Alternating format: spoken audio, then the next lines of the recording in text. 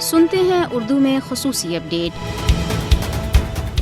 FATF کو اس مقصد کے لیے تشکیل دیا گیا تھا کہ دنیا بھر میں استعمال ہونے والے منی لانڈرنگ کے طریقوں کا جائزہ لیا جا سکے اور اس کے مطابق بین الاقوامی سطح پر ایک فریم ورک تشکیل دیا جا سکے تاکہ دنیا میں بڑھتی ہوئی منی لانڈرنگ پر قابو پایا جائے۔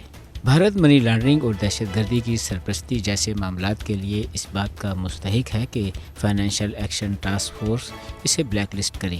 44 بھارتی بینکوں کو $1 ارب سے زائد مالیت کے مشکوک لین دین پر کڑی نگرانی میں رکھا گیا، لیکن FATF کافی شواہد کے باوجود بھارت کے خلاف کارروائی کرنے سے گریزا ہے، جس سے اس کے دوہرے معیار کا پتہ چلتا ہے۔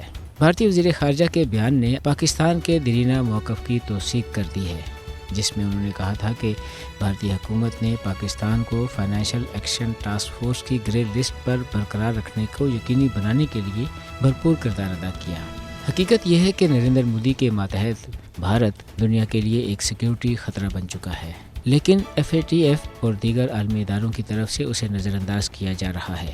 FATF کا بھارت کے ساتھ ترجیحی سلوک اس عالمی ادارے کی ساکھ کو بھی نقصان پہنچائے گا۔